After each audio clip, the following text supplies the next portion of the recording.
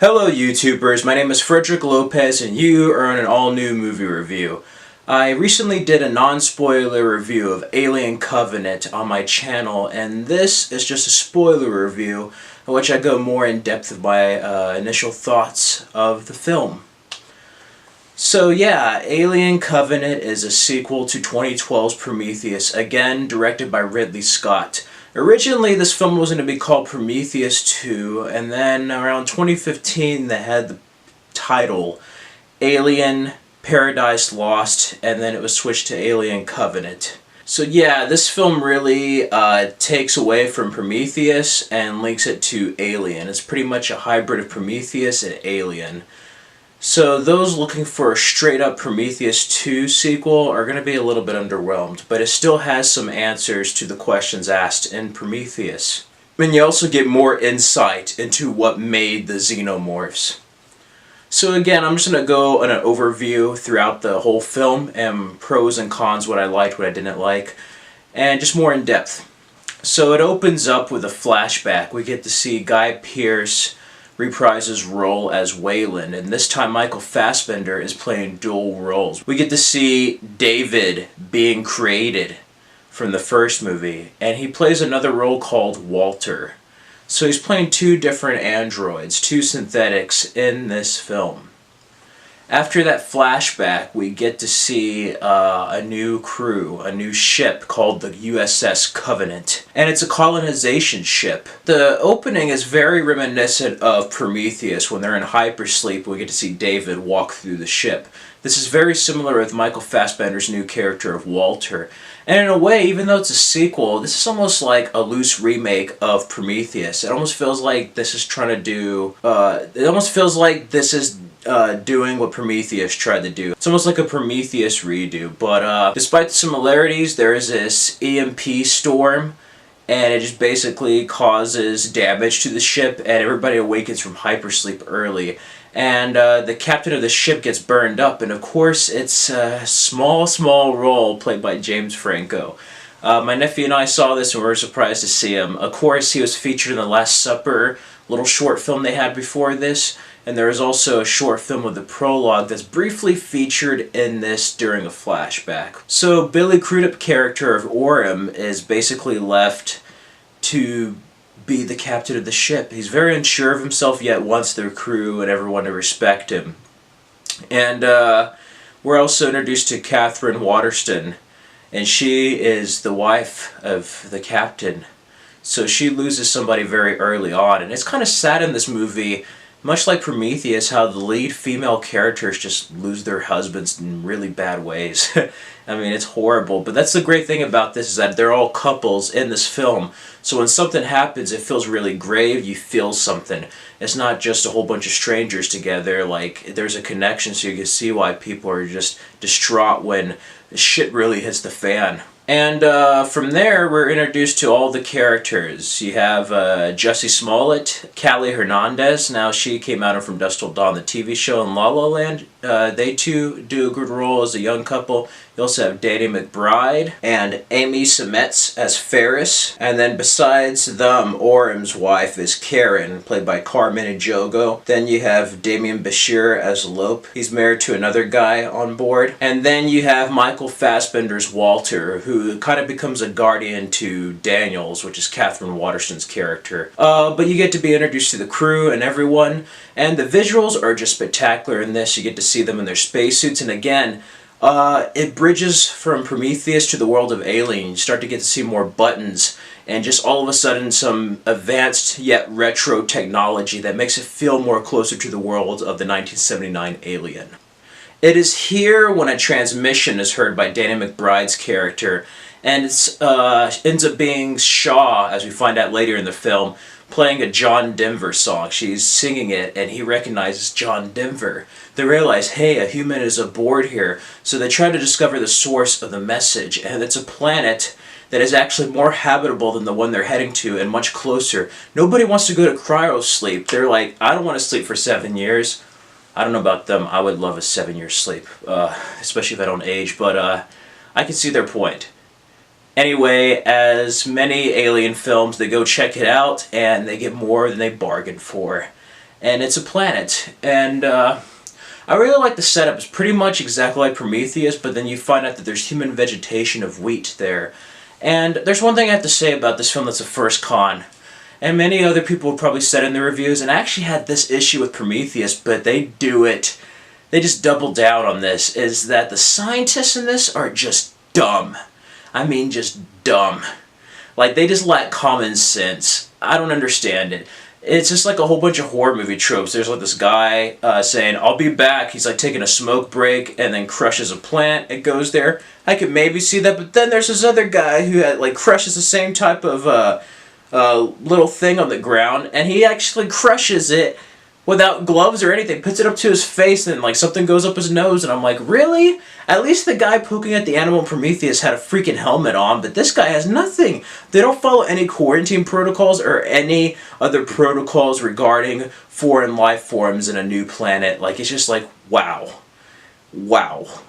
They're this advanced in the future, and they act like this. It's just crazy. And then when you have that first xenomorph scene, that first type of backburster scene with that other alien, it's intense, but then the woman goes back. You have Orm's wife there. She slips some blood. I'm like, oh, come on.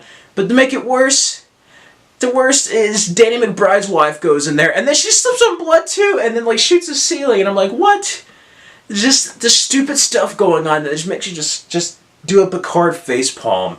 And I'm usually not this nitpicky in a movie, but the characters just do some dumb stuff in this.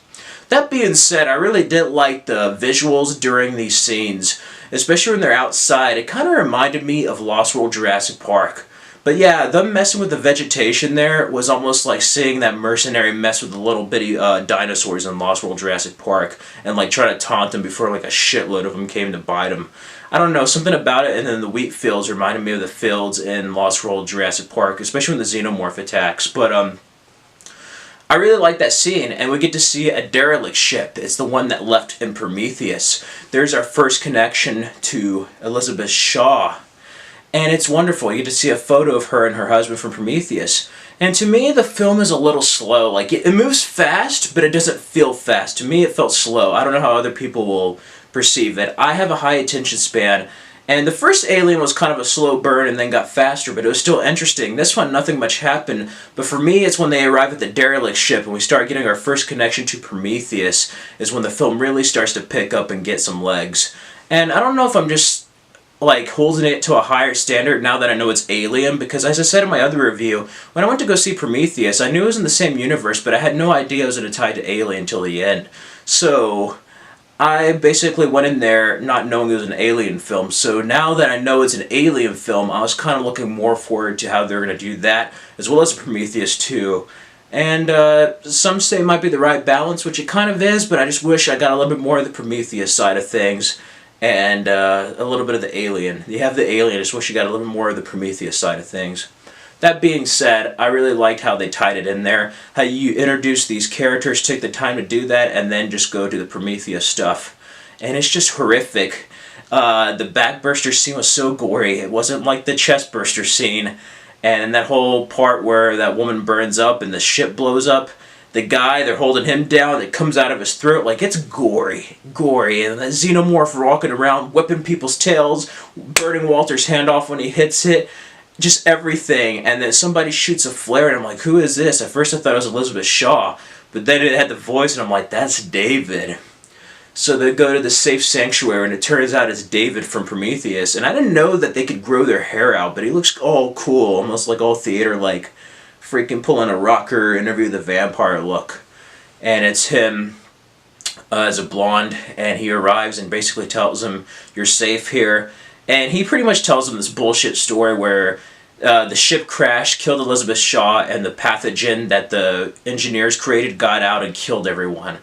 That's not what happened. And what happened is that he basically killed Shaw. And I wish they showed more of the prologue, because the prologue actually shows her flying the ship and then going to cryosleep before he's by himself releasing the pathogen.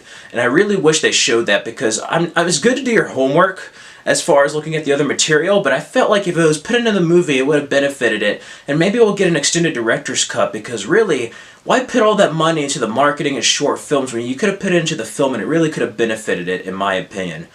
We did get some of the scenes that they did show in that prologue. I just wish it was all the scenes. It would have been nice to have a little bit more information and just scenes in that little segment.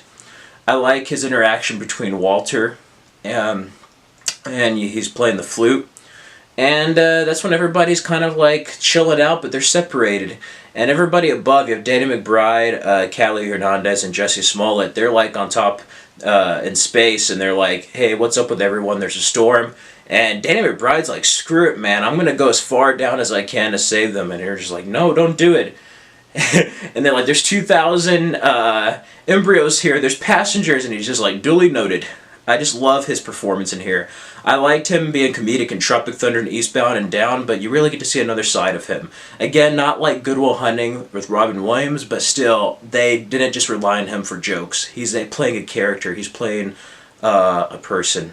I like the scene where that new alien kills that woman. That was just intense, and then Billy Crudup interrupting David and that creature talking. It's just an ugly, faceless, like xenomorph. It's just a different type of creature. That's one thing I like, is that they're introducing different creatures besides a xenomorph. So it's like you're exploring different facets of this universe. I love how he just shot him, and then David, again, the way he reacted, you could tell his intentions are not good. And I knew it was going to happen. Even Billy Crudup knew it was going to happen when he was acting in this role, but he did such an amazing job. And Michael Fassbender, I have to say this, I thought this in Prometheus, but Michael Fassbender as David is such an evil son of a bitch. He's an evil android, man. That whole scene where he tricks him into looking to the egg saying it's safe and the facehugger gets him, it's just nuts. But besides that, he's just like throwing rocks at Orm to wake him up, and then they had that chest burster scene. And you just see him looking at the glory of the xenomorph. He finally created the perfect organism. And it's just so screwed up, man. It's just so screwed up. Yeah, don't trust androids in the alien universe. But it's here where the film really picks up. I love it with the facehugger stuff. David and Walter kind of arguing, and then you think Walter's out of it, and then he saves Daniels. And it was very reminiscent. He's trying to like rape her. It was horrific, but in a way it was almost reminiscent of Ash basically trying to kill Ripley in the first Alien. And I love that fight. And of course, they didn't show him kill David, and a part of me knew that he was going to switch places. Plus, Walter heals, and David had to use stitches. Second of all, his scar was on the other side. It was on the right side, where when he came back, it was on his left side of his cheek. So that's when I immediately knew that David was on board. I feel like it would have been better if they just hit it. I almost feel like they should have let the audience know. Instead of having that whole fight, they should have just had him replace him when he took him out the first time. That would have been kind of cool if he just like went in and said, I got David, he went nuts. And they're like, oh my god, Walter, are you okay? And he just sabotaged the crew. That being said, the facehugger action is crazy. The acid on Lope's face, all around, this is where the movie really picks up. And again, it's the greatest version of like the series, so it's like the greatest hits album with like Prometheus, a bit of Alien, a bit of Aliens, even a bit of Alien 3 really, where you like kill Shaw much like Newton Hicks, and then you also have like POV sequences that remind me or are very reminiscent of Alien 3. So all around, it's pretty much like everything from the series, and that whole scene on top of the ship and the xenomorph is just fantastic action. And I like that revelation of finding out that David released the pathogen and killed all the engineers. It just adds a whole other layer to that character. They developed the character David so damn well with Prometheus in this. I could just watch a movie with Michael Fassbender acting like all the characters, seriously. A movie just with Michael Fassbender. Anyways, you get on that ship and everything's kind of fine, but it's like a false ending to a horror film. You have a lot of tropes of horror movies. Jussie Smollett and Callie Hernandez just like making out, and he gets it bad, man. That xenomorph just uses his fucking tongue and just cracks through his skull, kills her. And there's an organism on board. Lope accidentally got impregnated, even though it was on him. They got it off. He was impregnated by an alien, so it like killed everyone, got out. Oh my god, it was crazy. I love that sequence. It was very reminiscent of Alien. I just wish it lasted longer. That would have been kind of cool if they just did like the whole first Alien movie in the second half. But it's an exciting sequence. I got you son of a bitch line using Ripley. They shot him out into space, and it's all good, going into cryosleep until they figure out that Walter is really David, and David just basically puts the crew to sleep. Daniels finds out too late, and he like throws up in a way, just coughs up like these 2 alien embryo eggs to pit with the colony. So he has 2,000 aliens aboard. Humans, but he's going to make those into aliens. So I just want to know how you get to LV-426. How does a derelict ship get there if it wasn't there already? But ultimately, we got the answer to how the xenomorphs were created. It was David. That is just a that is just a ballsy, dark ending for a film, and I just love it. I just wish the film was longer. But yeah, ultimately, that's just an overview of what I thought about the film. I liked all the performances. The cinematography was excellent. The score! I forgot to mention the score again. Very reminiscent of Alien. That whole opening was just like the first Alien. A little bit too fast for my taste. Like, they just had the words appear too fast, where I wish it was a bit more slow, like Prometheus' opening, or the first Alien. They should just have the credits at the beginning. I know it would have been long, but it would have been a really good nostalgic vibe just to have, like, the real opening of Alien. But, yeah, ultimately, it's an enjoyable film for what it is. Is it the best film it could have been? No, but it's far better than Alien 3, and I like it better than Alien Resurrection. Again, like I said in my previous review, I'm going to have to watch it further and more times to really figure out how I feel about it in relation to Prometheus, but they're like one film, really. I just wish that we got more of the Prometheus side of stuff before the Alien, because I feel like people complained about not having a xenomorph, and they just added it here. It felt tacked on.